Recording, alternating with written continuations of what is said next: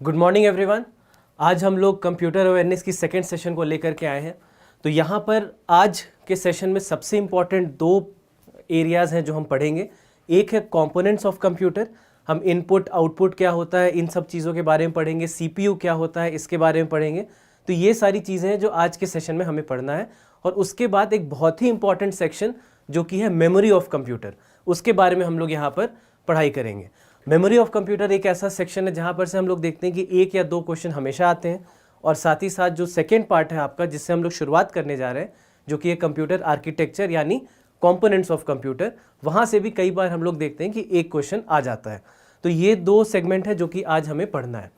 लेकिन उसके पहले मैं चाहता हूँ कि एक बार जो हमने पिछले सेशन में पढ़ा था एक बार छोटी सी उसकी रिवीजन हम लोग कर लें ताकि आपको भी याद रहे।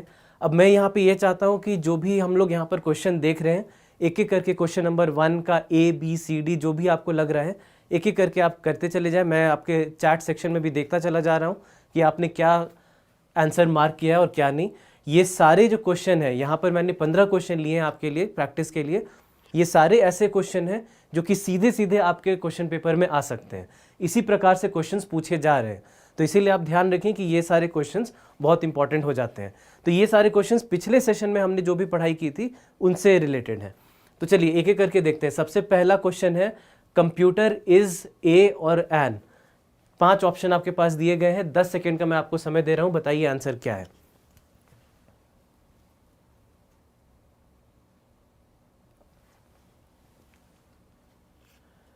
तो जैसा कि मैं देख सकता हूं ज्यादातर आप लोगों ने सही आंसर दिया है। इसका जो आंसर है वो होगा C, computer is an electronic device. याद कीजिए जब हमने डेफिनेशन पढ़ा था तो सबसे पहली चीज हमने यही पढ़ी थी, computer is an electronic device. और ये क्वेश्चन ऐसा नहीं कि बहुत सिंपल अगर हो सकता है आपको लग रहा हो, लेकिन आप देखेंगे कि प्रीवियस ईयर क्वेश्चन पेपर्स में बहुत सारे एग्जाम्स में ये क्वेश्चन डायरेक्टली पूछा जा चुका है, तो इसलिए ऐसे क्वेश्चन पूछे जाते हैं। चलिए सेकेंड क्वेश्चन देखते हैं। Who is the father of computer. 5 option आपको दिए गए हैं, जल्दी से मुझे आंसर बताइए। और मैं चाहूंगा कि जब आप अपना आंसर लिख रहे हैं तो क्वेश्चन नंबर के साथ आंसर लिखें ताकि मुझे पता चले कि आपने किस क्वेश्चन के लिए वो आंसर मार्क किया है। चलिए जल्दी से हम देखते हैं ये चीज। क्वेश्चन नंबर 2 पे आंसर बताइए मुझे।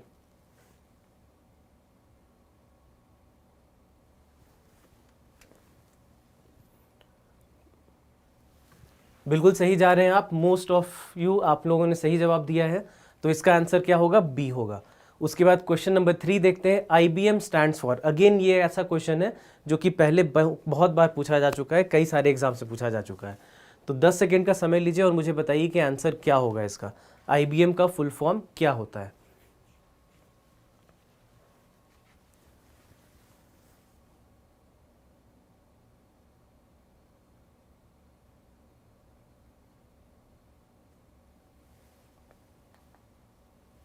चलिए ठीक है, तो मैं दोबारा देख पा रहा हूँ कि आप लोगों ने सही जवाब दिया है यहाँ पर। उसके बाद फिर हम बात करते हैं क्वेश्चन नंबर 3 के बाद हम लोग बढ़ते हैं क्वेश्चन नंबर 4 पे। तो क्वेश्चन नंबर 4 है a personal computer is a dash. तो आपको याद होगा कि हमने टाइप्स ऑफ कंप्यूटर्स पढ़ा था, वहाँ पर अलग अलग तरीके से हमने देखा था कैसे क्लासीफाई किया जाता है। तो आपको यहाँ पे ये बताना है कि पर्सनल कंप्यूटर जो होता है वो किस तरह का कंप्यूटर होता है।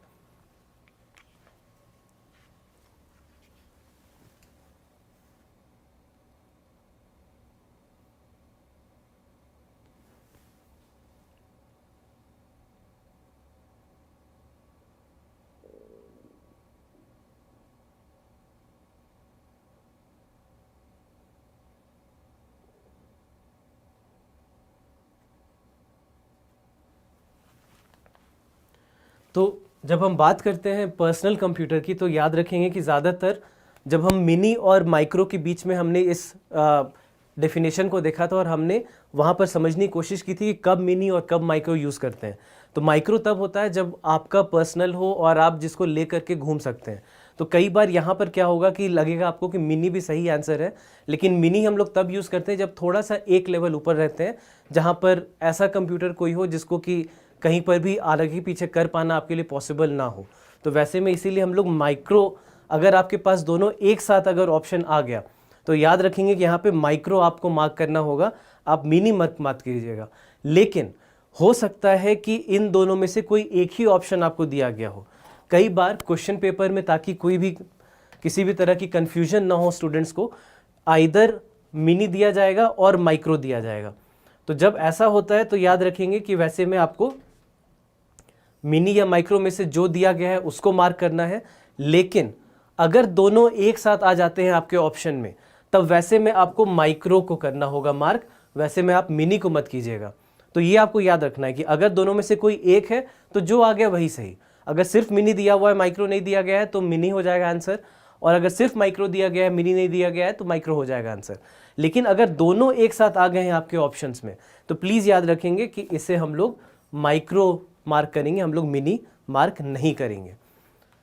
अगला क्वेश्चन देखते हैं, और एक बार क्वेश्चन नंबर 5 पढ़िए। An electronic device operating under the control of instructions that can accept and process the data, produce output and store the results for future use. इसको क्या कहते हैं? आपके पास 5 ऑप्शन है, बहुत ही सिंपल क्वेश्चन है, जल्दी से मुझे आंसर बताइए इसका।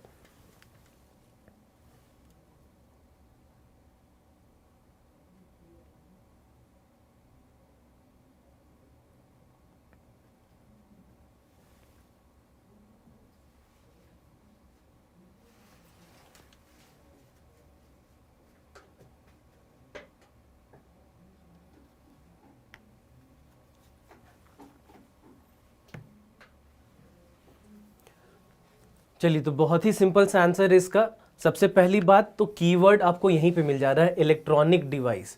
अभी हमने देखा था इलेक्ट्रॉनिक डिवाइस क्या है, इलेक्ट्रॉनिक डिवाइस है कंप्यूटर। तो इसका आंसर क्या होगा? इसका आंसर होगा कंप्यूटर। अब उसके बाद देखते हैं क्वेश्चन नंबर 6। जल्दी से एक बार क्वेश्चन नंबर 6 देखिए। Input, output and processing devices grouped together are present a और एन।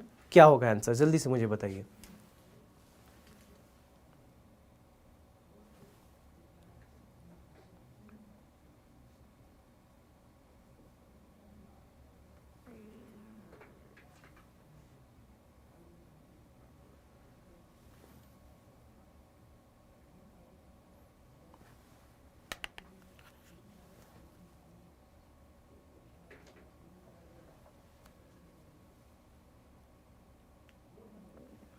चलिए, सही जा रहे हैं आप लोग।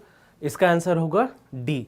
तो आपको याद होगा, फिर से वापस मैं जा रहा हूँ डेफिनेशन पे। डेफिनेशन क्या पढ़ा था?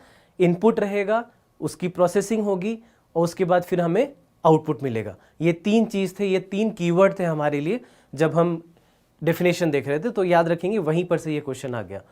उसके बाद है question number 7। A computer consists of. आपके पास ये 5 ऑप्शन दिए गए। अगेन बहुत ही सिंपल सा क्वेश्चन है, जल्दी से आप इसका आंसर मुझे बता सकते हैं। तो वापस फिर से ये डेफिनेशन का ही क्वेश्चन, आप देख सकते हैं कि एक ही डेफिनेशन के कितने सारे वेरिएशन है, कितने तरह से एक ही सेंटेंस जो है डेफिनेशन का, उससे कितने सारे क्वेश्चन मैंने बना लिए हैं यहाँ पर। और ये सारे क्वेश्चंस वैसे हैं जो पहले किसी ना किसी एग्जाम में ज़रूर पूछे जा चुके हैं, और इनकी बार बार आने की संभावना भी बनी रहती है।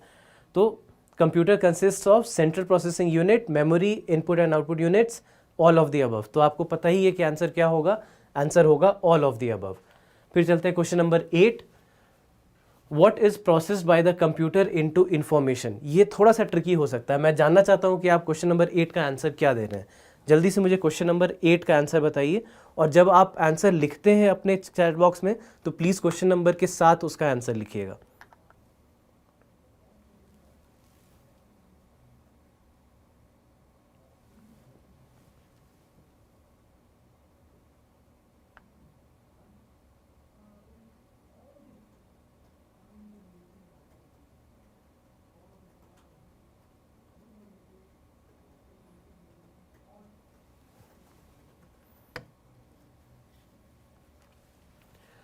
चलिए, तो ज़्यादातर लोग आप सही जा रहे हैं, लेकिन थोड़ी सी कन्फ्यूजन है आपको, मैं देख सकता हूँ, और यहाँ पर कन्फ्यूजन होना था। तो जो हम बोल रहे हैं, बात कर रहे हैं कि क्या प्रोसेस होता है, तो नंबर्स तो नहीं हो सकता है, प्रोसेसर प्रोसेस नहीं हो सकता है। यहाँ पर हम लोग फंस जाते हैं। कई बार हो सकता है कि आपको लगे कि इनपुट प्रोसेस हो रहा है, लेकिन सही आंसर होगा कि डेटा प्रोसेस हो रहा है। इनपुट तो है जो इन्फॉर्मेशन हमारे पास आ गई, और उसके बाद फिर वो कन्वर्ट हो जाता है यूजेबल डेटा में, और फिर वो डेटा जो है वो प्रोसेस होता है। तो आप याद रखेंगे कि क्या प्रोसेस होता है, डेटा प्रोसेस होता है। तो आप लोगों में से ज़्यादातर लोगों ने सही आंसर दिया है, लेकिन कुछ लोगों ने यहाँ पर कन्फ्यूजन में सी भी मार्क किया है। तो याद रखेंगे कि क्या प्रोसेस होगा, डेटा प्रोसेस होगा। उसके बाद क्वेश्चन नंबर 9 पे चलते हैं। Information that comes from external source and fade into the computer software is called what. फिर से बहुत ही सिंपल सा क्वेश्चन है, जल्दी से 10 सेकेंड लीजिए और मुझे इसका आंसर बताइए।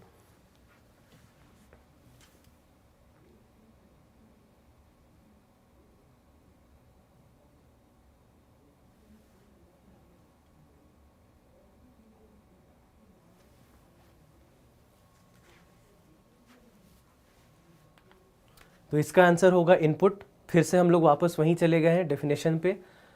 Which was the computer that was conceived bye Babbage, Charles Babbage, जिन्हें हम फादर ऑफ कंप्यूटर कहते हैं। तो आपको याद होगा हमने इसके बारे में पढ़ाई की है जब हम हिस्ट्री ऑफ कंप्यूटर देख रहे थे। तो इसका आंसर क्या है? इसका आंसर है एनालिटिकल इंजन। फिर चलते हैं क्वेश्चन नंबर 11 पे। ये भी हमने देख रखा है। First computer which is use to store program is, जल्दी से इसका आंसर भी आप लिख दीजिए यहाँ पर।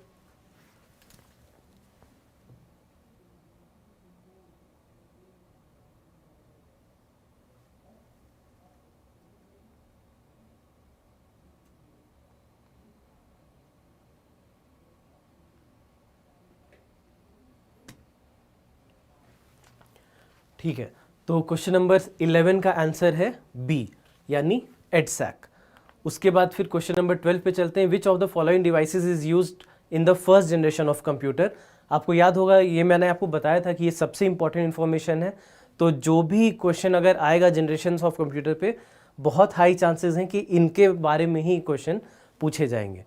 तो यहाँ पर क्वेश्चन नंबर 12 का सही आंसर होगा वैक्यूम ट्यूब, क्योंकि उसके बाद जैसे जैसे हम लोग बढ़ते चले जाते हैं अलग अलग जनरेशन में, हम लोग देखते हैं कि अलग अलग तरह के यूज़ यहाँ पर किए जाते हैं डिवाइस।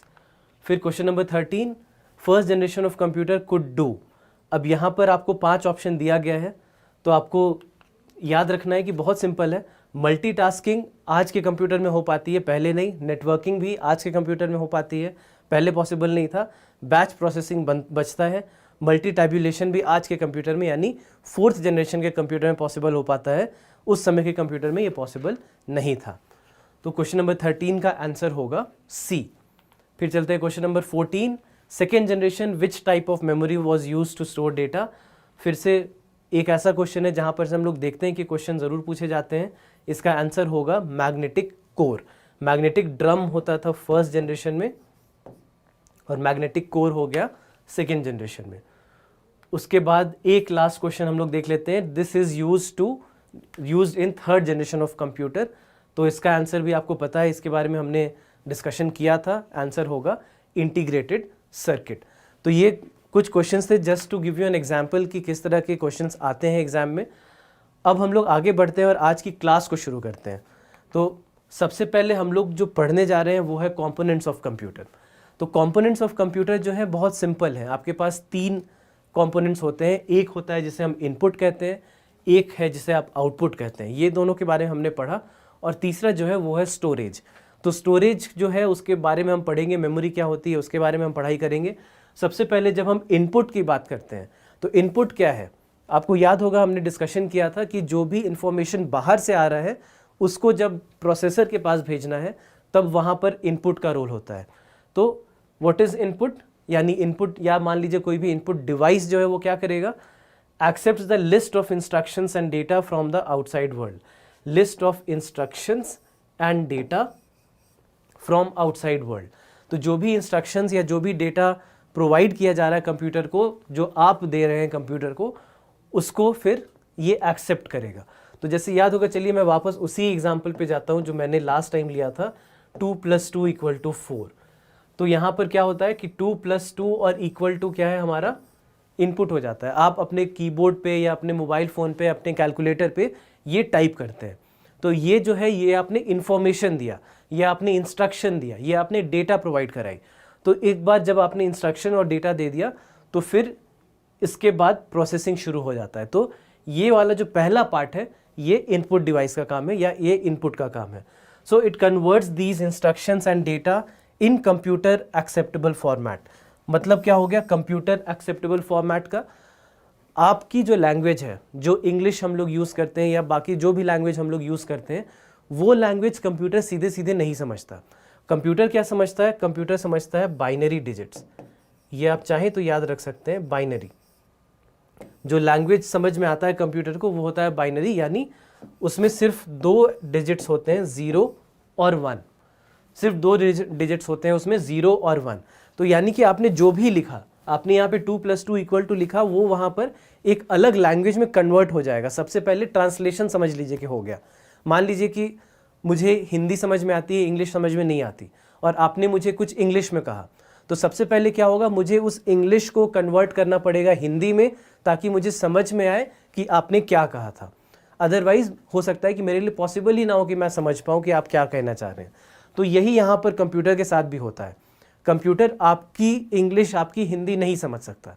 कंप्यूटर क्या समझता है? कंप्यूटर समझता है बाइनरी लैंग्वेज, बाइनरी डिजिट्स, जो कि 0 और 1 के होते हैं। तो 0 और 1 समझ में आता है कंप्यूटर को, तो जो भी आप लिखते हैं सबसे पहले वो कन्वर्ट हो जाता है। इसलिए मैं कह रहा हूँ कि ये कन्वर्ट करता है these instructions and data to computer acceptable format. ठीक है। उसके बाद it supplies the converted instructions and data to the computer system for further processing. तो सबसे पहले क्या हुआ, इनपुट लिया गया, इनपुट फिर क्या हो गया, इनपुट कन्वर्ट हो गया, और जब कन्वर्ट हो गया तो उसे हमने प्रोसेसर में दे दिया। ये काम, ये जो 3 स्टेप्स हैं, ये 3 स्टेप्स काम हो जाते हैं किसी भी इनपुट डिवाइस के, यानी इनपुट के। तो ये इनपुट होता है पहला पार्ट, जो भी हम लोग आर्किटेक्चर ऑफ कंप्यूटर यानी कंपोनेंट ऑफ कंप्यूटर जो भी हम पढ़ते हैं वो। तो ये सारे आपके डिवाइसेस हैं, ये इनपुट डिवाइसेस कहे जाते हैं, जैसे कीबोर्ड हो गया, ग्राफिक पैड है, वेबकैम है, ये सारे एग्जांपल्स हो गए, क्योंकि इनसे आप डेटा ले रहे हैं। इसके यहाँ पर से जो भी इंफॉर्मेशन कलेक्ट की गई है, उस इंफॉर्मेशन को आप कंप्यूटर के पास प्रोसेसिंग के लिए भेज दे रहे हैं। तो ये इनपुट हो गया। उसके बाद सेकेंड क्या है, स्टोरेज। स्टोरेज क्या करेगा, process of saving data and instructions permanently is known as storage. तो ये एक अलग पार्ट हो गया कंप्यूटर का, कि जो भी इंस्ट्रक्शंस है, डेटा है, चाहे वो किसी भी प्रकार का हो, चाहे वो इनबिल्ट हो, चाहे वो आप प्रोवाइड करवा रहे हो, वो सारी जो इन्फॉर्मेशन और डेटा है वो कहाँ जाएंगे, वो स्टोरेज में जाएंगे। So storage unit performs following functions, all data and instructions are stored here before and after the processing. यानी प्रोसेसिंग के पहले और प्रोसेसिंग के बाद उस इंफॉर्मेशन को स्टोर करना पड़ता है। तो वो स्टोरेज वो कहाँ होगा, वो स्टोरेज में होगा। और उसके बाद intermediate results of processing are also stored here. तो बीच में जो रिजल्ट्स आ रहे हैं वो यहीं पर स्टोर होंगे। तो चाहे वो इनपुट हो, आउटपुट हो, या प्रोसेसिंग का इंफॉर्मेशन हो, वो सारा कहाँ पर स्टोर होता चला जाएगा, वो स्टोरेज यूनिट में स्टोर होता चला जाएगा। तो ये सेकेंड पार्ट हो जाता है आपका। उसके बाद हम लोग जाते हैं तीसरे पार्ट पे, यानी आउटपुट। तो आउटपुट में क्या होगा, जो भी इनपुट में हुआ था उसका जस्ट ऑपोजिट होगा यहाँ पर। ठीक है। तो इनपुट में क्या हुआ था, सबसे पहले बाहर से इंफॉर्मेशन आया, बाहर से इंफॉर्मेशन को इनपुट ने लिया, उसके बाद इनपुट ने उसे कंप्यूटर के एक्सेप्टेबल फॉर्मेट में कन्वर्ट किया, और उसे कन्वर्ट करके प्रोसेसर के पास भेज दिया। जस्ट इसका ऑपोजिट होगा यहाँ पर। क्या होगा यहाँ पर, सबसे पहले कंप्यूटर से इंफॉर्मेशन आउटपुट के पास आएगा, फिर वो ऐसे लैंग्वेज में कन्वर्ट होगा जो कि आप और हम समझ पाए।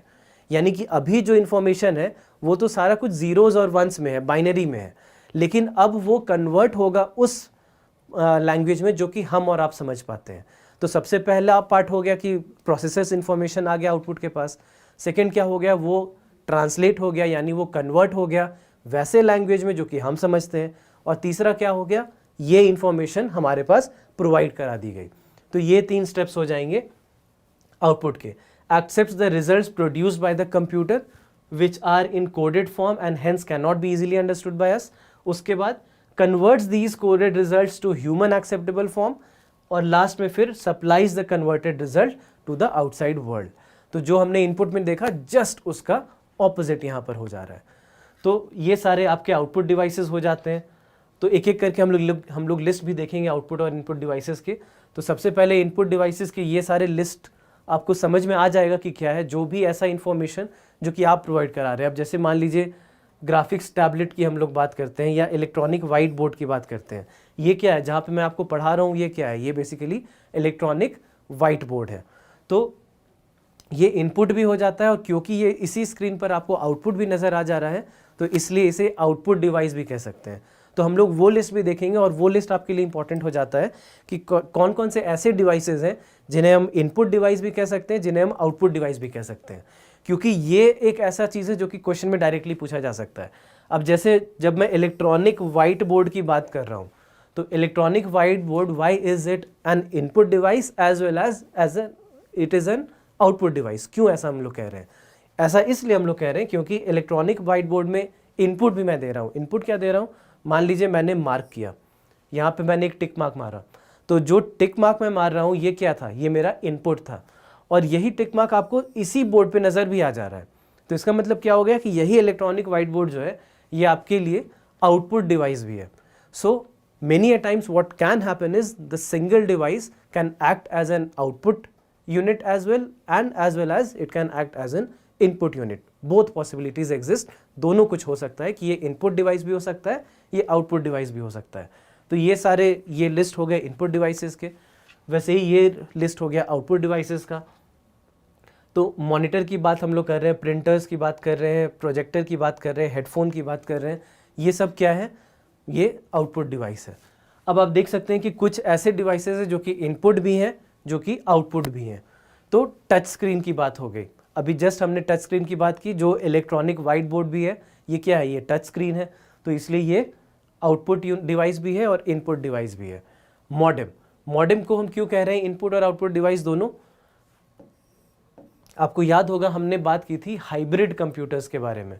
तो हाइब्रिड कंप्यूटर या कोई भी कंपोनेंट जो कि हाइब्रिड होता है, उसमें हम लोग क्या देखते हैं? उसमें हम लोग ये देखते हैं कि एक तरह का सिग्नल आएगा और वो दूसरी तरह के सिग्नल में कन्वर्ट हो जाएगा। तो इनपुट भी आप यहीं पर दे रहे हैं, आउटपुट भी आपको यहीं से आ रहा है। आपने इलेक्ट्रिकल सिग्नल हो सकता है कि इनपुट दिया और आपको जो है डिजिटल सिग्नल वहाँ पर से आउटपुट मिल गया, तो इसीलिए इनपुट भी इसी पे है, आउटपुट भी इसी पे है। Network card, audio card, headset, headset को क्यों हम लोग कह रहे हैं? हमने पहले देखा कि ये आउटपुट डिवाइस है। क्यों? क्योंकि आप मान लीजिए अगर आप सिंपल से आप सॉन्ग्स सुन रहे हैं, अपने गाने सुन रहे हैं, तो क्या होगा? आप हेडसेट्स का यूज़ करेंगे। लेकिन साथ ही साथ माइक्रोफोन लगा हुआ हेडसेट भी होता है, आपने देखा होगा। तो माइक्रोफोन लगा हुआ जो हेडसेट होता है, उसमें क्या होता है कि माइक्रोफोन के थ्रू आप इनपुट दे रहे होते हैं, आप उस माइक्रोफोन पे बोलते हैं। तो इसीलिए सेम हेडसेट जो है, जो माइक के साथ लगा हुआ है, वो आपके लिए इनपुट और आउटपुट डिवाइस दोनों साथ ही साथ हो सकता है। तो ये हो गए जो मेन डिवाइसेस हो जाते हैं, इनपुट, आउटपुट और storage.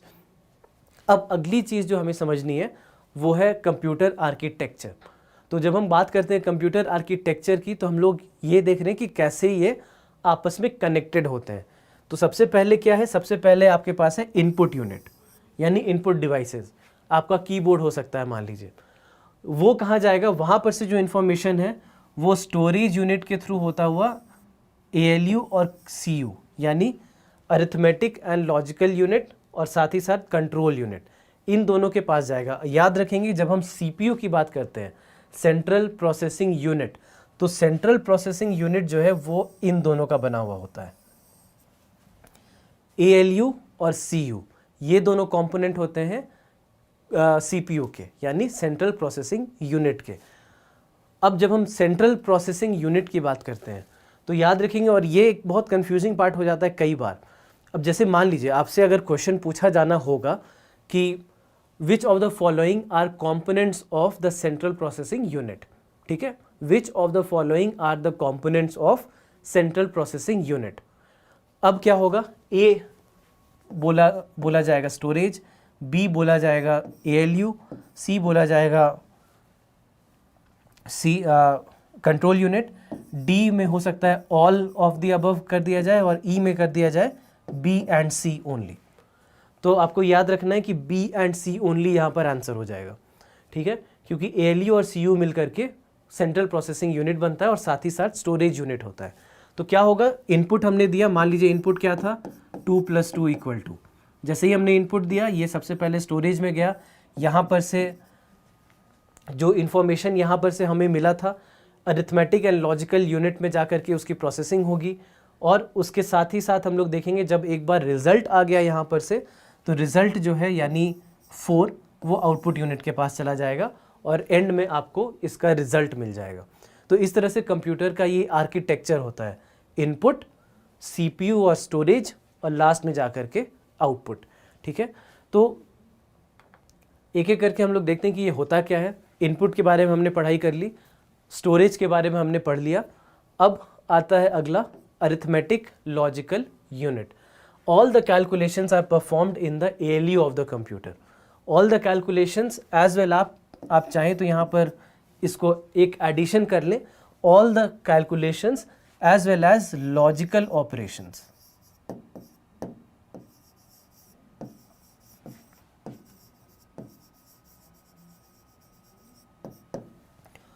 All the calculations and logical operations are performed in the ALU of the computer। यानी जैसे ही हमने 2 + 2 = लिखा तो यहाँ पर से अरिथमेटिक शुरू हो जाती है, यहाँ पर से कंप्यूटर ये देखना शुरू कर देगा कि इसका आंसर क्या है। तो ALU और साथ में CU यानी कंट्रोल यूनिट मिल करके डिसाइड करेंगे कि आंसर क्या है, और जब उन्हें पता चल जाएगा कि आंसर क्या है तो वो स्टोरेज के पास जाता हुआ वो आउटपुट के पास चला जाएगा। तो ये ALU का काम हो गया। It can perform basic operation such as addition, subtraction, division, multiplication etcetera. साथ ही साथ लॉजिकल ऑपरेशंस भी इसमें हो सकते हैं। उसके बाद फिर फाइनली हम लोग क्या देखते हैं, when the operations are done the results are transferred back to the storage unit. तो स्टोरेज आपको याद होगा हमने क्या कहा था कि जो इंटरमीडिएट स्टोरेज भी होता है, जो इंटरमीडिएट प्रोसेसिंग का जो रिजल्ट भी होता है वो भी स्टोरेज यूनिट के पास जाता है। तो इसलिए यहाँ पर से हमारा जो ये आंसर है वो स्टोरेज यूनिट के पास चला जाएगा। उसके बाद दूसरा जो एस्पेक्ट है आपके सेंट्रल प्रोसेसिंग यूनिट का, वो क्या है, वो है कंट्रोल यूनिट। कंट्रोल यूनिट क्या करेगा, controls all the other units of the computers. यानी जो भी अरिथमेटिक ऑपरेशंस हैं और जो भी लॉजिकल ऑपरेशंस हैं उनको छोड़कर बाकी सारे जितने भी ऑपरेशंस होने हैं, जितनी भी तरह की चीज़ें होनी है, वो कहाँ पर होगा, वो होगा कंट्रोल यूनिट में। Controls the flow of data and instructions to and from the storage to ALU।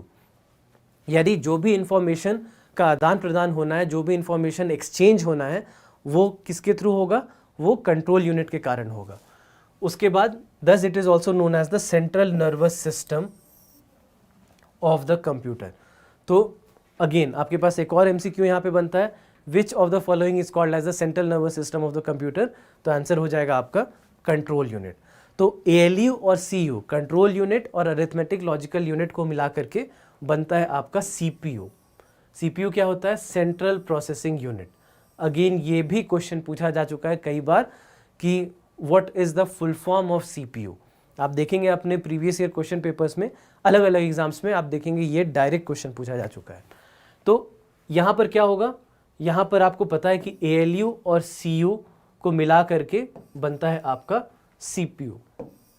Control unit और अरिथमेटिक लॉजिकल यूनिट को मिला करके क्या बना, CPU बना। उसके बाद ऑल द ऑपरेशंस यहाँ पे परफॉर्म किए जाते हैं, takes all the decision, controls all the units of the computer. तो इसलिए ALU और CU का इंपॉर्टेंस यहाँ पे हो जाता है। याद रखेंगे स्टोरेज को हम लोग इसके अंदर नहीं गिन रहे हैं, मैं बार बार आपको बता रहा हूँ, यहाँ पर से क्वेश्चंस बनने की संभावना रहती है। तो ये एक सिंपल सा आर्किटेक्चर हो गया, ठीक है। इससे ज़्यादा डिटेल में जाने की ज़रूरत नहीं है, इससे ज़्यादा क्वेश्चन पेपर में नहीं पूछा जाएगा। बस इतनी चीज़ों को याद रखें, इनको समझने की कोशिश करें। याद रखना है कि कोई भी चीज़ ऐसी नहीं है यहाँ पर जो कि हम लोग रटने की कोशिश कर रहे हैं, कोई भी ऐसी चीज़ नहीं है जिसे हम लोग याद करने की कोशिश कर रहे हैं। आप समझते चले जाइए, ये जितने भी क्वेश्चंस हैं जो MCQs पूछे जा सकते हैं आपके लिए बहुत सिंपल हो जाएगा। तो आगे बढ़ते हैं और हम लोग मेमोरी की बात करते हैं। मेमोरी एक बहुत इंपॉर्टेंट पार्ट हो जाता है और यहाँ पर से क्वेश्चंस बहुत पूछे जाते हैं। तो सबसे पहले तो हम एक बेसिक समझ लेते हैं कि मेमोरी यूनिट का मतलब क्या होता है, और उसके बाद हम लोग चलेंगे और समझेंगे अलग अलग टाइप्स के मेमोरी क्या होते हैं और कैसे उन्हें हम डिफाइन करते हैं। तो जब हम बात करते हैं मेमोरी की, तो सबसे सिंपल जो यूनिट होता है मेमोरी का वो होता है बिट। यहीं से शुरुआत होती है। बिट सबसे छोटा यूनिट होता है, एक सिंगल बिट, और इसे कॉमनली हम B यानी स्मॉल b से अब्रिविएट करते हैं। अब आप याद कीजिए कि आप मान लीजिए अपने कंप्यूटर कनेक्शन की बात करते हैं या कंप्यूटर के स्पीड की बात करते हैं, तो आप बात करते हैं कुछ MBPS, आपको लिखा हुआ हो सकता है मिले कहीं पर, इस तरह से लिखा हुआ MBPS, या हो सकता है आपको कहीं कहीं देखने को मिला हो MB या KB, इस तरह के यूनिट्स यूज़ किए जाते हैं। तो यहाँ पर ये जो स्मॉल b है और कैपिटल B है ये बहुत इंपॉर्टेंट हो जाता है। क्योंकि जब हम स्मॉल बी की बात करते हैं तो हम यहाँ पर बिट्स की बात कर रहे हैं। स्मॉल बी क्या है? स्मॉल बी बिट्स है, सबसे छोटा यूनिट। सबसे छोटा यूनिट जो होता है वो क्या है? बिट। और ये है क्या? 0 या 1, दो ही बिट होते हैं। बाइनरी, जैसा हमने बात की, बाइनरी लैंग्वेज यूज़ किया जाता है कंप्यूटर में, तो 0 और 1 जो है वो क्या है? वो बिट्स है। उसके बाद फिर अगला जो यूनिट है वो आता है बाइट। बाइट क्या होता है? बाइट हम लोग देखते हैं कि कैपिटल बी है, और आपको याद रखना है कि एक बाइट कितना होता है? एक बाइट होता है टोटल ऑफ 8 बिट्स, यानी जब 8 बिट्स एक साथ आ जाते हैं तो वो एक बाइट बनाता है। तो अब ये डिफरेंस आपको यहाँ पर समझ में आएगा कि जब हम MBPS कह रहे हैं तो MB में M क्या होता है? M होता है मेगा। M होता है मेगा। हम लोग आएंगे यहाँ पर कि मेगा क्या है। तो MB में M होता है मेगा। ये अगर कैपिटल B यूज हुआ है तो ये हो गया क्या? बाइट। उसके बाद PS क्या होता है? पर सेकेंड। तो हम लोग जब कहते हैं कि मान लीजिए कि 20 MBPS की स्पीड है, तो 20 MBPS का मतलब होता है कि 20 मेगाबाइट्स पर सेकेंड ट्रांसफ़र हो पा रहा है एज यूनिट। ठीक है, तो कितना इंफॉर्मेशन एक बार में प्रोवाइड किया जा सकता है? 20 MB एक सेकेंड में। तो अब इंफॉर्मेशन क्या है? इनपुट। इनपुट से क्या हुआ? आपने जो भी टाइप किया वो जीरोज और वंस में कन्वर्ट हुआ। वो जो कन्वर्ट हुआ वो एक बिट्स में बनकर तैयार हुआ। बहुत लंबा इंफॉर्मेशन होगा तो बाइट्स में रहेगा, और वो जो बाइट्स है वो ट्रांसफ़र होगा। तो जब हम कहते हैं कि मान लीजिए कि 20 MBPS स्पीड, जब आप कहते हैं कि आपके कंप्यूटर कनेक्शन की स्पीड 20 MBPS है, तो इसका मतलब ये होता है कि 20 मेगाबाइट्स एक सेकेंड में ट्रांसफ़र किया जा सकता है। तो इसीलिए कंप्यूटर फास्ट है कि स्लो है, वो सारी चीज़ें यहीं से डिफाइन हो जाती हैं। कि अगर स्पीड बहुत स्लो है तो आप बोलेंगे कि हाँ KBPS में स्पीड आ रहा है, लेकिन अगर स्पीड बहुत फास्ट है तो आप बोलेंगे कि मल्टीपल MBPS में स्पीड आ रहा होगा। तो इससे क्या समझ में आता है कि ये आपको आपके लिए डिफाइन करता है कि स्पीड क्या है। और स्पीड क्यों डिफाइन कर रहा है? क्योंकि कितनी इंफॉर्मेशन ट्रांसफ़र हो पा रही है वो आपको यहाँ पर से पता चल रहा है। तो ये हो गया बिट और बाइट। हालांकि इसके बीच में एक और है जिसे हम कहते हैं निबल।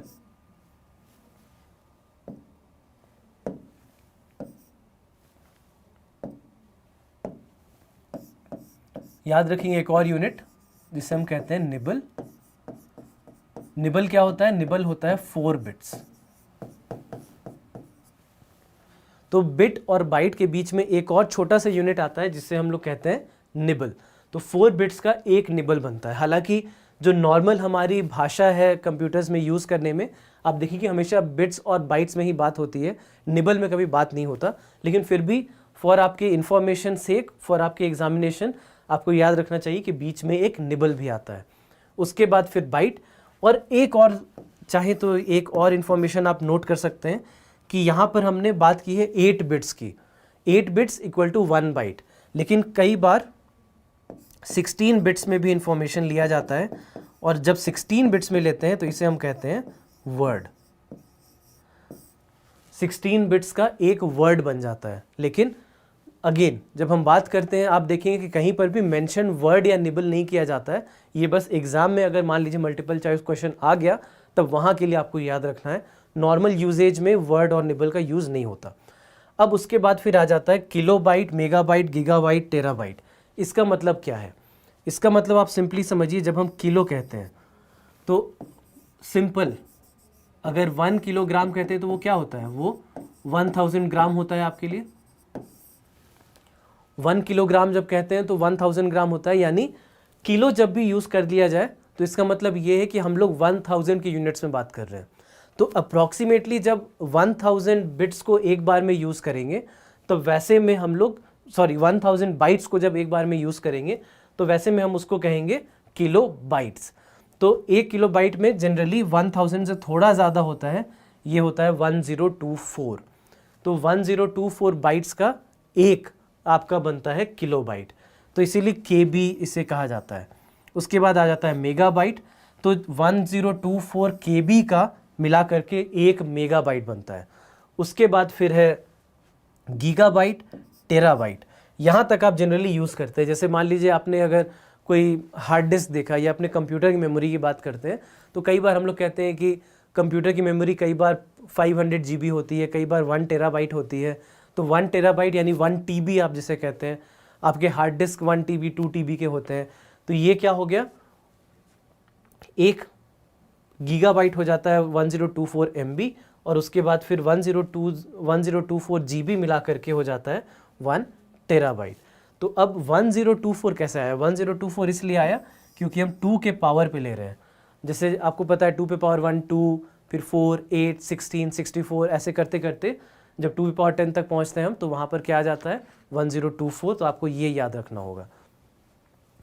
उसके बाद नेक्स्ट, तो ये यहाँ तक याद रखना आपको बहुत ज़रूरी है। इन चीज़ों को आपको याद रखना है, यहाँ पर से क्वेश्चन आने की संभावना रहती है।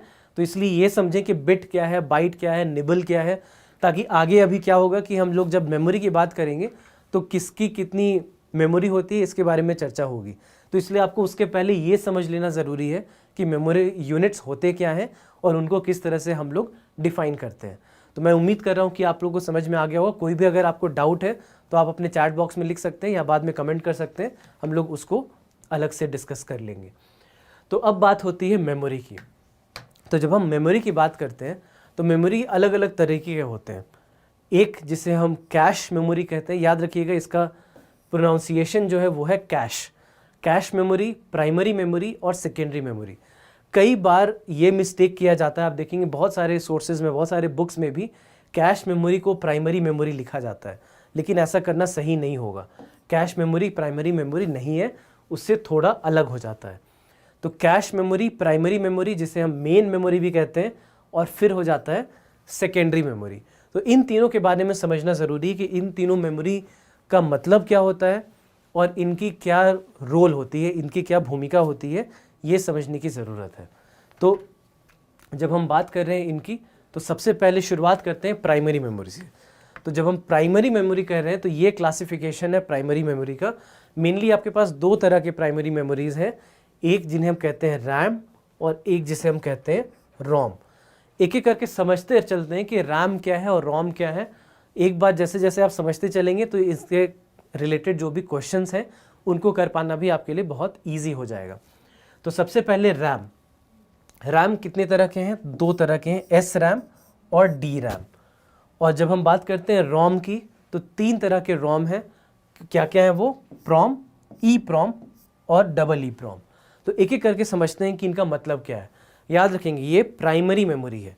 प्राइमरी मेमोरी में रैम है और रोम है। दो तरह के प्राइमरी मेमोरीज हैं। रैम भी दो तरह का हो गया, एस रैम और डी रैम, और रोम जो है वो जनरली तीन तरह के हो गए, प्रॉम, ई प्रॉम और डबल ई प्रॉम। तो चलिए एक एक करके समझते हैं कि क्या है ये। तो सबसे पहले है रैम।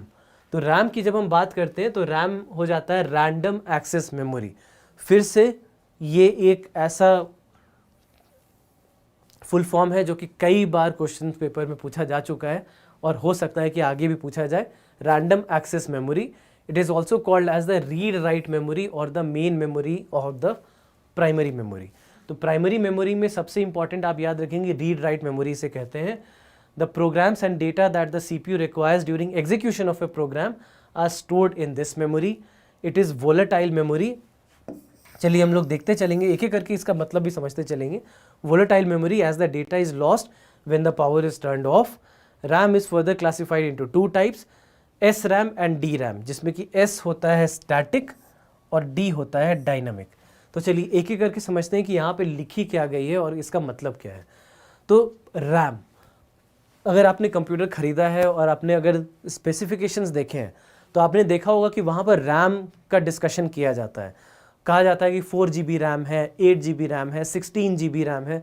इस तरह से आपको इन्फॉर्मेशन प्रोवाइड कराया जाता है जब भी आप स्पेसिफिकेशन देख रहे होते हैं, और वो डिसाइड करता है कि कंप्यूटर कितना फास्ट फंक्शन कर पाएगा या कितने हेवी सॉफ्टवेयर के साथ काम कर पाएगा, कितने हेवी एप्लीकेशन के साथ काम कर पाएगा। तो इसीलिए हम लोग देखते हैं कि जिनको बहुत हेवी यूज़ करना पड़ता है कंप्यूटर का, वो ज़्यादा रैम का यूज़ करते हैं। अब ये रैम है क्या? तो रैम एक ऐसी मेमोरी है जो कि प्राइमरी मेमोरी होती है जहाँ पर सारे इन्फॉर्मेशन और डेटा स्टोर होते चले जाते हैं। तो क्या होगा कि जो भी आपने इंस्ट्रक्शन दिया, जो भी आप काम कर रहे हैं, वो सारा इस यूनिट में स्टोर हो जाएगा। और इसीलिए आप देखेंगे कि अगर आप बहुत सारी चीज़ें एक साथ कर रहे हैं, अगर आप मल्टीटास्किंग कर रहे हैं, तो एक टाइम के बाद आपका कंप्यूटर स्लो होने लग जाता है। और साथ ही साथ अगर आपने मान लीजिए कि कंप्यूटर को बहुत दिन से ऑफ नहीं किया है या बहुत देर से आप लगातार यूज़ कर रहे हैं, तो वैसे में कंप्यूटर धीरे धीरे स्लो होता चला जाता है। क्यों स्लो होता चला जाता है? क्योंकि ये रैम के अंदर इंफॉर्मेशन स्टोर होता चला जा रहा है। और साथ ही साथ यहाँ पर ये बहुत इंपॉर्टेंट हो जाता है जानना कि ये एक वोलेटाइल मेमोरी है। अब वोलेटाइल क्या होता है? वोलेटाइल अगर आप देखेंगे तो मान लीजिए अगर हम पेट्रोल और डीजल की जब बात करते हैं तो पेट्रोल और डीजल में साइंस में आप पढ़ेंगे कि उन्हें वोलेटाइल लिक्विड कहा जाता है। और या मान लीजिए परफ्यूम्स हैं, उसे भी वोलेटाइल कहा जाता है। तो वोलेटाइल का मतलब क्या होता है? ये चीज़ें ऐसी हैं जो कि बहुत जल्दी इवापोरेट कर जाती हैं, ठीक है। तो जैसे मान लीजिए पेट्रोल और डीजल भी है आपका, तो क्या होता है कि लिक्विड फॉर्म में है, लेकिन अगर आप खुला छोड़ देंगे तो आप बहुत देखेंगे कि जल्दी से वो निकल जाएगा, वो गैस में कन्वर्ट होकर के बाहर चला जाएगा। सेम आप देखते हैं आपके परफ्यूम्स के साथ भी, लिक्विड फॉर्म में होता है परफ्यूम बॉटल में, लेकिन बाहर निकलते ही वो गैस में कन्वर्ट हो जाता है। तो ये सारी जो लिक्विड्स हैं ये क्या है? वोलेटाइल हैं।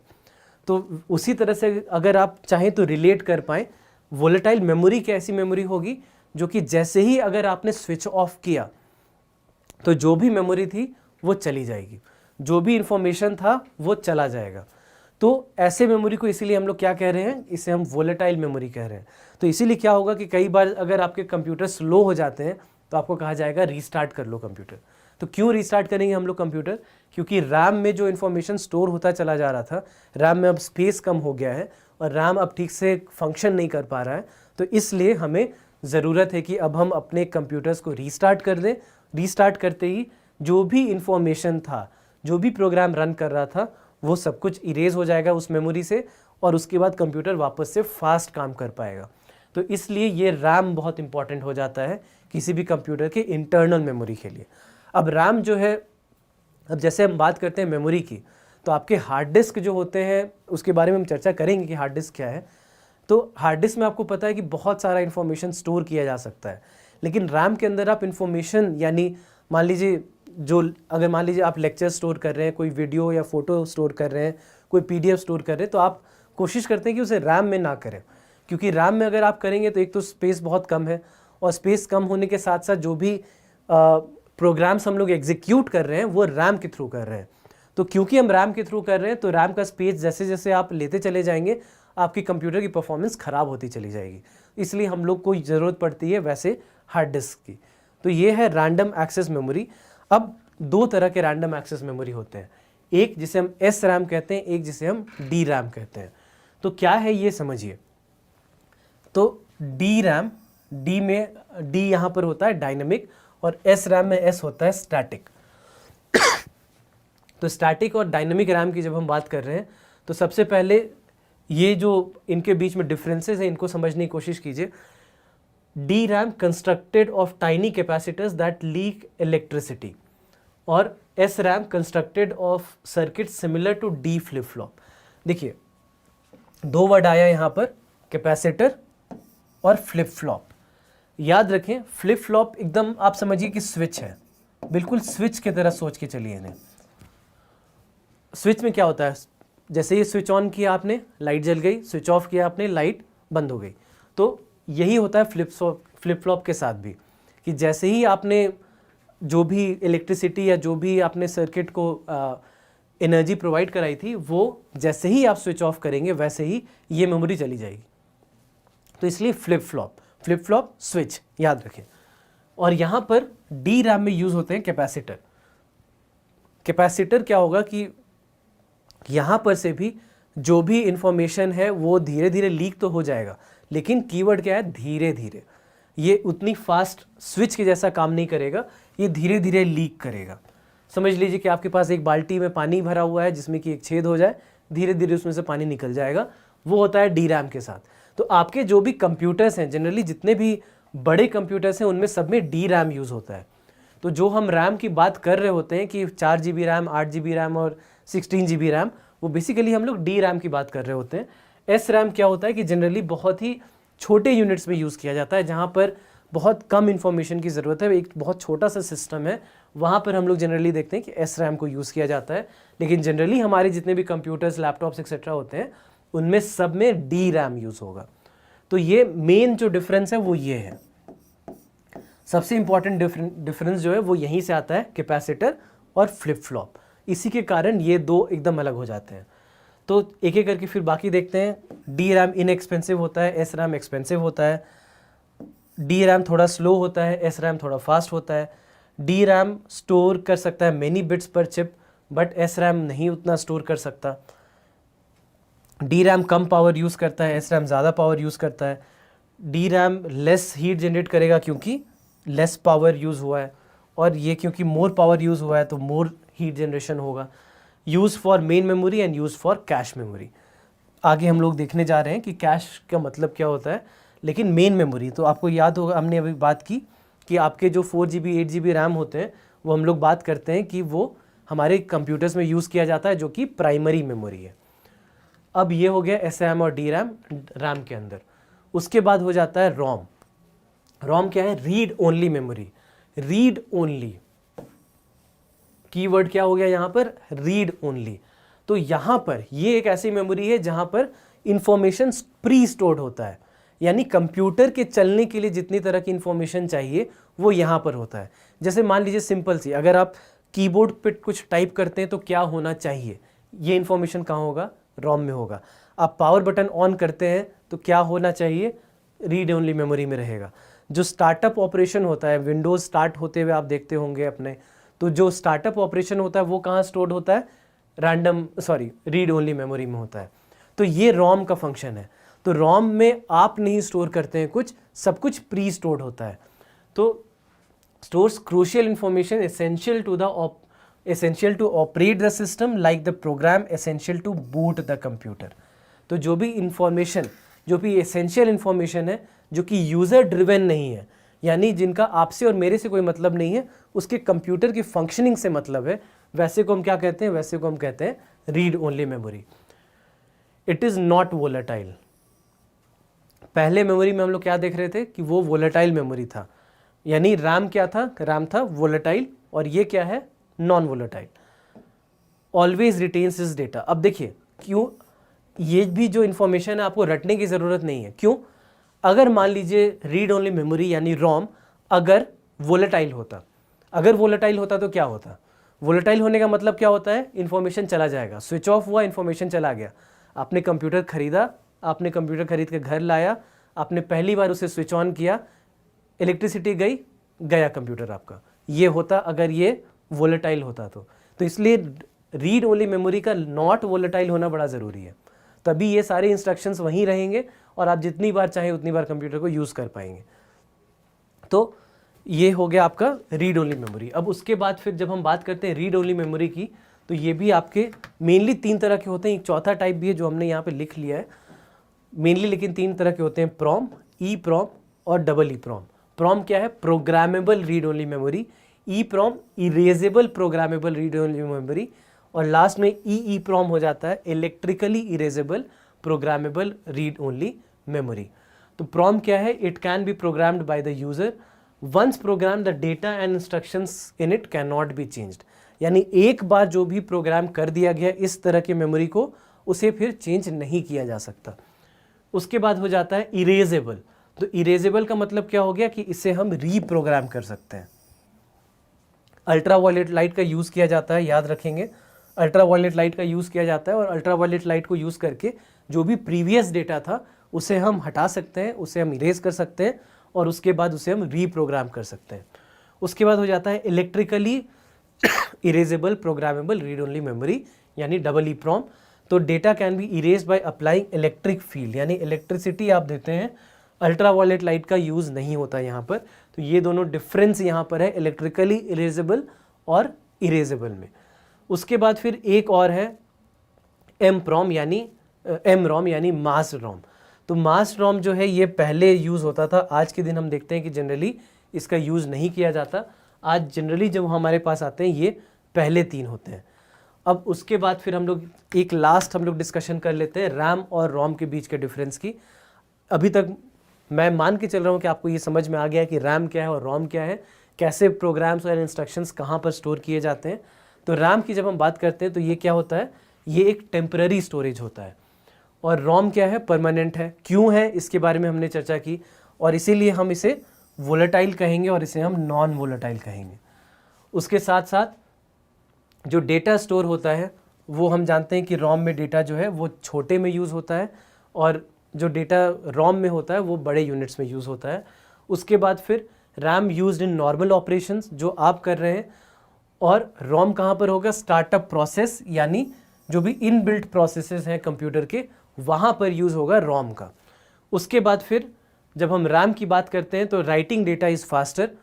अगेन याद कीजिए कि जैसे ही आप लोग कंप्यूटर रीस्टार्ट करते हैं वापस से प्रोग्रामिंग शुरू हो जाता है, लेकिन रोम जो है उसमें अगर डेटा राइट यानी प्रोग्राम किया जा रहा है तो वो थोड़ा सा स्लो होता है। तो मेनली आपको क्या याद रखना है, पॉइंट नंबर 1 और पॉइंट नंबर 3, ये दो जो हैं ये सबसे इंपॉर्टेंट डिफरेंस है रैम और रोम के बीच में।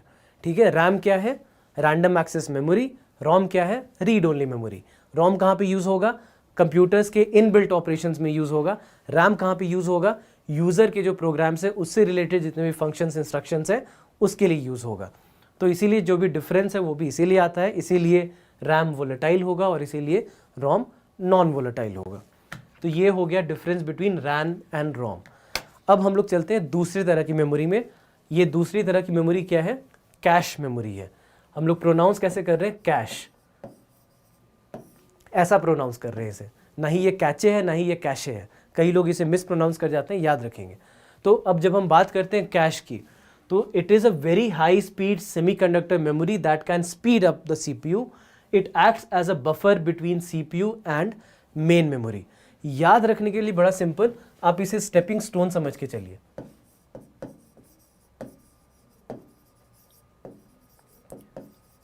मतलब मान लीजिए कि आपको एक छोटे से ब्रिज की कहीं पे ज़रूरत पड़ जाती है। एक छोटा सा, मान लीजिए बारिश का समय चल रहा है, बारिश के समय अगर कहीं पे बीच में कहीं गड्ढा आ गया जिसमें पानी भरा हुआ है, आप क्या करेंगे, वहाँ पे 2-3 पत्थर डाल देंगे, और वही 2-3 पत्थर डाल करके आपको बस क्रॉस करने के लिए उस समय के लिए चाहिए। आपको ब्रिज बनाने की ज़रूरत वहाँ पर नहीं है, आपको बस वहाँ पे पत्थर रख देना ताकि जल्दी से आप जंप करके दूसरी तरफ चले जाएं, बस। ठीक है, तो वैसे के लिए समझ लीजिए जो स्टेपिंग स्टोन वो होता है वो कैश होता है, यानी इंफॉर्मेशन का जो बफर है वो प्रोवाइड करता है, मेमोरी को फास्ट करने में हेल्प करता है। ऐसे ऐसे इंस्ट्रक्शंस, ऐसे ऐसे प्रोग्राम्स जिसको बार बार यूज़ किया जाना है या जिसे किसी एक पर्टिकुलर प्रोग्राम में यूज़ किया जाना है, उसको पहले ही से रेडी रखता है।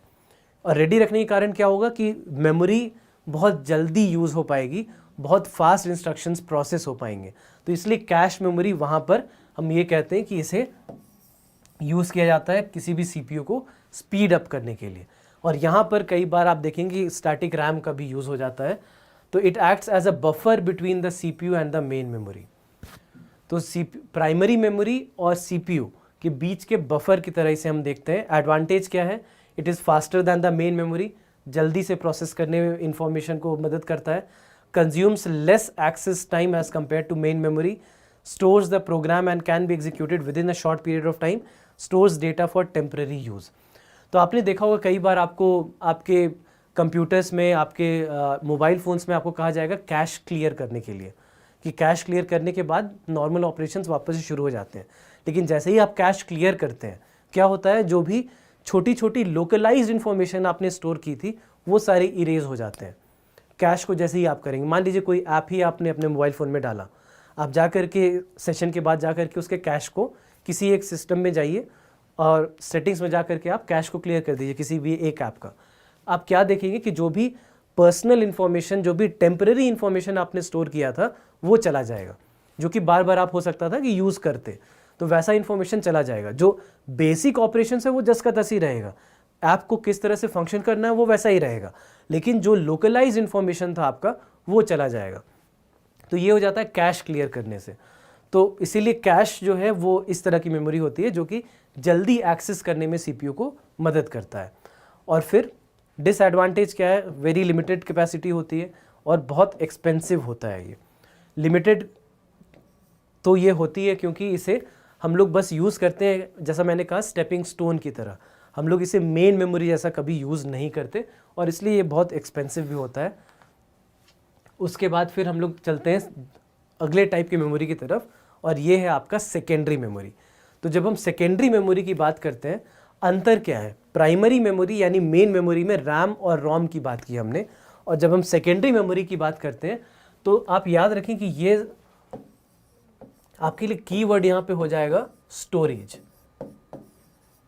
जितनी भी तरह के स्टोरेज यूनिट्स होते हैं वो आपके सेकेंडरी मेमोरी हो जाते हैं। जैसे कि हार्ड डिस्क ड्राइव है, वो आपका स्टोरेज यूनिट है, यानी वो सेकेंडरी यूनिट है, सॉरी सेकेंडरी मेमोरी है। आपके पेन ड्राइव्स सेकेंडरी हो गए। आप अगर मान लीजिए सीडी डीवीडी के बारे में जानते हैं तो सीडी डीवीडी क्या है? वो भी सेकेंडरी मेमोरी है। उसके अलावा पहले फ्लॉपी डिस्क होता था, तो फ्लॉपी डिस्क क्या है? वो भी सेकेंडरी मेमोरी है। तो ये सारे ऐसे चीज़ें हैं जिसमें आप डेटा को स्टोर करते हैं अपने यूज़ के लिए, अपने पर्सनल यूज़ के लिए या किसी भी प्रोग्राम वगैरह के लिए, तो वो सेकेंडरी मेमोरी हो गई। अब सबसे इम्पॉर्टेंट बात क्या है कि इसे हम जैसे बैकअप मेमोरी और नॉन वोलेटाइल कह रहे हैं। याद कीजिए, नॉन वोलेटाइल का मतलब क्या था?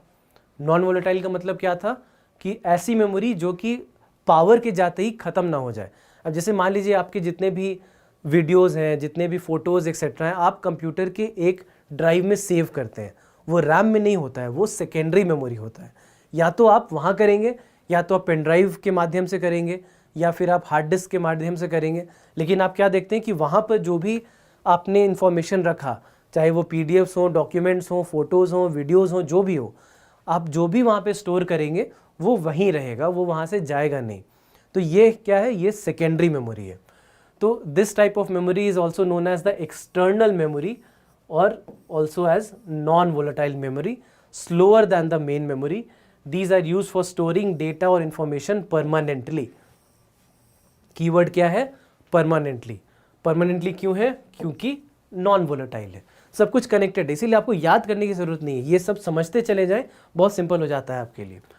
CPU directly does not access these memories, instead they are accessed via input output routines, क्योंकि ये किसी ना किसी डिवाइस के फॉर्म में होंगे। तो CD DVD एक्सेट्रा जो है वो आपके एग्जाम्पल्स हो जाते हैं। Hard disk drive, pen drive, memory cards, all these are examples of secondary memory. Characteristics क्या है? दीज आर मैग्नेटिक और ऑप्टिकल मेमोरीज। साथ ही साथ और चाहे तो आप ऐड कर सकते हैं फ्लैश मेमोरी भी कहते हैं हम एक और। It is known as the backup memory. It is non-volatile. Data is permanently stored even if power is switched off. It is used for storage of the data in the computer. Computer may run without secondary memory. बहुत important है। RAM और रोम इन दोनों का होना ज़रूरी है computer के operations के लिए। सेकेंडरी मेमोरी का होना ज़रूरी नहीं है। सेकेंडरी मेमोरी ना भी हो, कंप्यूटर काम करेगा, लेकिन अगर प्राइमरी मेमोरी ना हो तो कंप्यूटर काम नहीं कर सकता है। तो इसीलिए आपको याद रखना है, computer may run without secondary memory, लेकिन computer will never run without primary memory. तो जब हम बात करते हैं सेकेंडरी मेमोरी की, तो ये सारे डिवाइसेस होते हैं। और यहाँ पर आप एक चीज़ याद रख सकते हैं, जैसे बहुत अलग अलग तरह की स्टोरेज हमने देखा है। जैसे अगर आप हिस्ट्री की बात करें तो आप देखेंगे कि something called as magnetic tapes होता था पहले।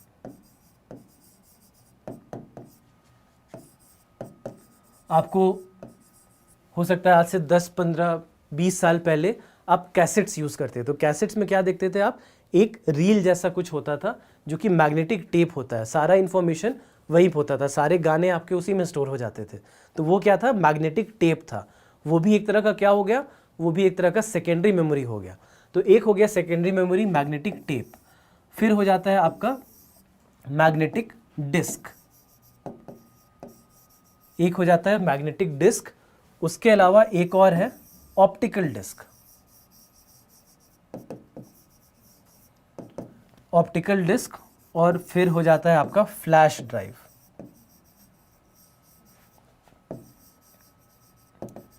ये आपके 4 मेन टाइप के सेकेंडरी मेमोरी हो गए। तो magnetic tapes, magnetic disk, optical disk और फ्लैश ड्राइव।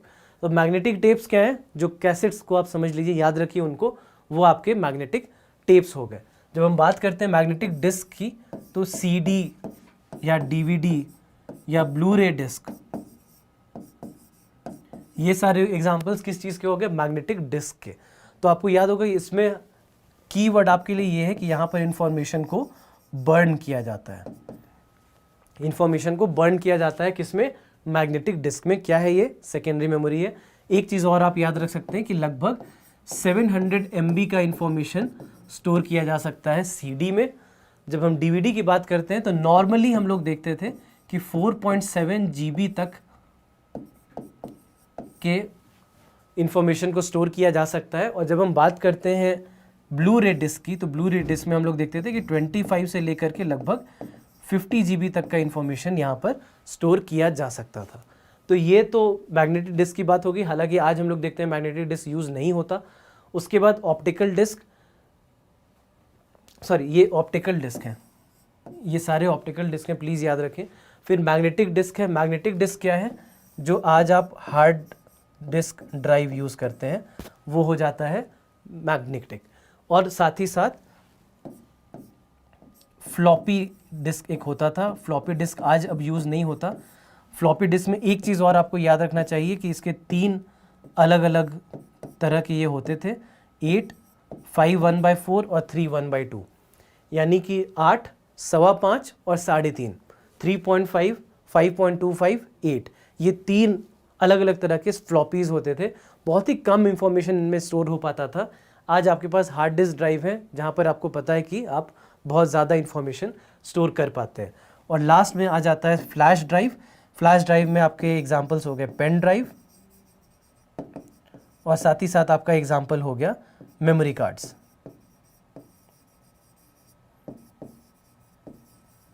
ये 2 आपके एग्जांपल हो गए फ्लैश ड्राइव के।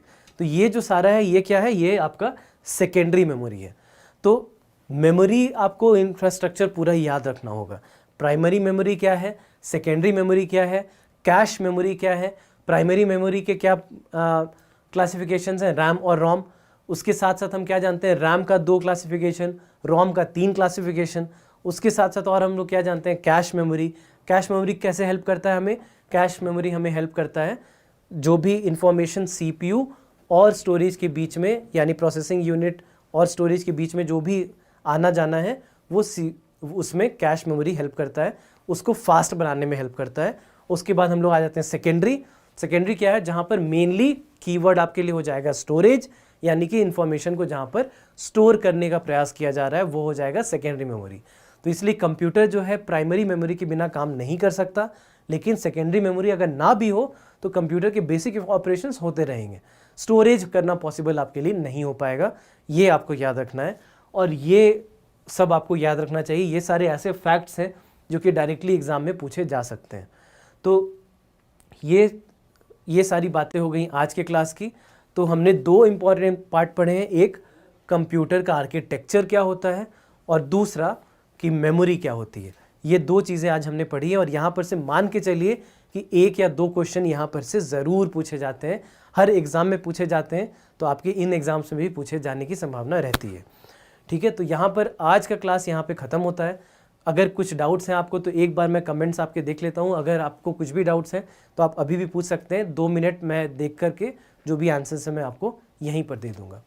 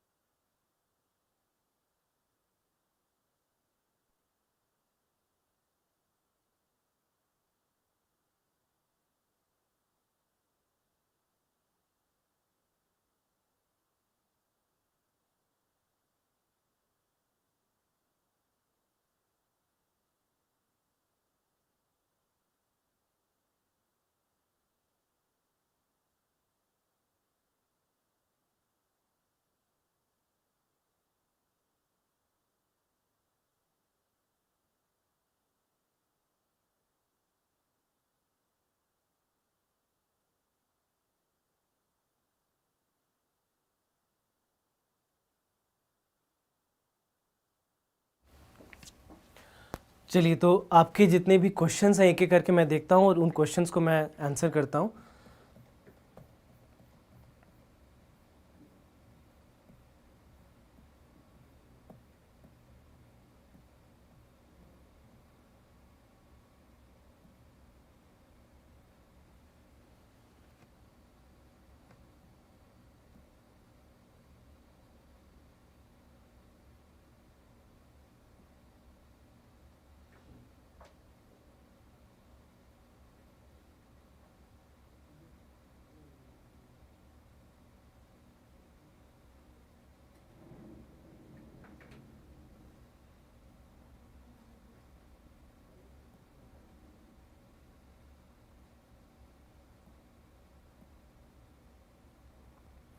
चलिए, जैसे आपने से एक ने पूछा है what is inbuilt hard disk, तो इनबिल्ट हार्ड डिस्क भी जो है वो आपका सेकेंडरी मेमोरी कहलाएगा। याद रखें कि जिसके बिना कंप्यूटर चल सकता है वो सेकेंडरी है, जिसके बिना कंप्यूटर नहीं चल सकता वो प्राइमरी है। तो जो भी स्टोरेज आपको प्रोवाइड किया जाता है इंटरनल हार्ड डिस्क में भी, वो क्या है, उसके बिना भी कंप्यूटर चलेगा। मान लीजिए कि वो 500 GB नहीं होता और वो सिर्फ 1 GB भी होता, फिर भी आपका कंप्यूटर रन ज़रूर करता। तो रन करने के लिए क्या चाहिए, रैम और रोम चाहिए, यानी प्राइमरी मेमोरी चाहिए। तो आपने जो पूछा है कि इनबिल्ट हार्ड डिस्क क्या है, उसे भी हम सेकेंडरी मेमोरी ही कहेंगे।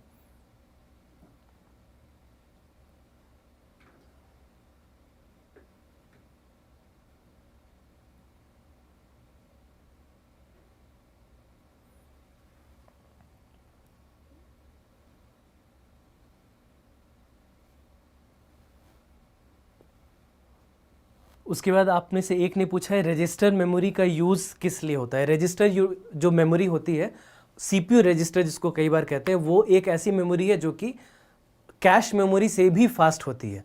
कई बार आप देखेंगे कई जगह पर जब क्लासीफाई किया जाता है तो उसे एक तरह का कैश मेमोरी कहा जाता है, लेकिन CPU रजिस्टर जो होता है वो एक्चुअली में कैश से भी थोड़ा एक फास्टर काइंड ऑफ मेमोरी होती है। तो उसे भी आप एक याद रखेंगे, वो भी एक टेम्परेरी मेमोरी है जो कि कंप्यूटर को फास्ट करने में मदद करता है।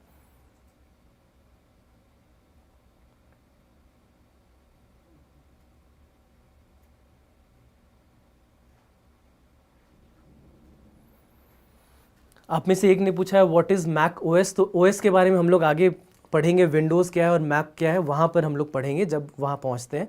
तो अभी के लिए ये आपका इंपॉर्टेंट नहीं है।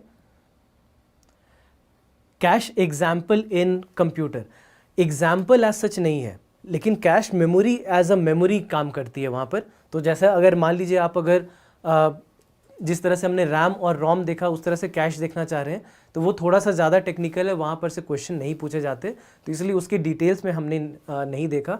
लेकिन जो कैश मेमोरी है, आप याद रखें कि सिंपली उसको कैश मेमोरी के जैसा ही देखना है आपको। वहाँ पर टेम्पररी इन्फॉर्मेशन, लोकल इन्फॉर्मेशन, ये सब स्टोर हो जाता है। इसीलिए मैंने कहा कि आप एज एन एक्सरसाइज जा करके किसी भी एक अपने ऐप, मोबाइल फ़ोन पे जाइए, किसी भी ऐप के सेटिंग्स को खोलिए, वहाँ पर एक कैश मेमोरी होती है, आप उसे इरेज कर दीजिए। इरेज करेंगे तो आप क्या देखेंगे कि जो जो छोटा छोटा इन्फॉर्मेशन था आपका वो वहाँ पर से चला जाएगा। जैसे मान लीजिए अगर आप कंप्यूटर की ब्राउजिंग हिस्ट्री के कैश को जा करके इरेज करते हैं, तो वहाँ पर की हिस्ट्री वो इरेज हो जाती है कि आपने पिछले कुछ समय में क्या देखा था वो चला जाता है। तो ऐप में भी इसी तरह से ये काम करता है कि आपने मान लीजिए अपना नाम सेव किया होगा, लॉगिन इन्फॉर्मेशन सेव किया होगा, आपने अपने प्रेफरेंसेस वहाँ पर सेव किए होंगे, तो ये सारा कुछ चला जाएगा अगर आप कैश को इरेज कर देते हैं। तो लोकल इन्फॉर्मेशन जो कि कंप्यूटर के फास्ट होने में मदद करता, वैसा चला जाएगा। तो इसलिए इस चीज़ को याद रखना है आपको।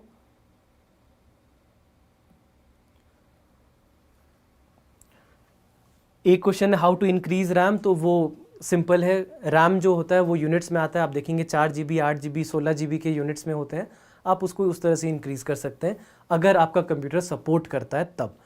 ठीक है, तो ये सारे क्वेश्चंस थे। अगले सेशन में हमारी फिर से मुलाकात होगी, वहाँ पर यहाँ से रिलेटेड हम कुछ क्वेश्चंस भी देख लेंगे और आगे हम लोग सॉफ्टवेयर वगैरह के बारे में चर्चा करेंगे उस सेशन में।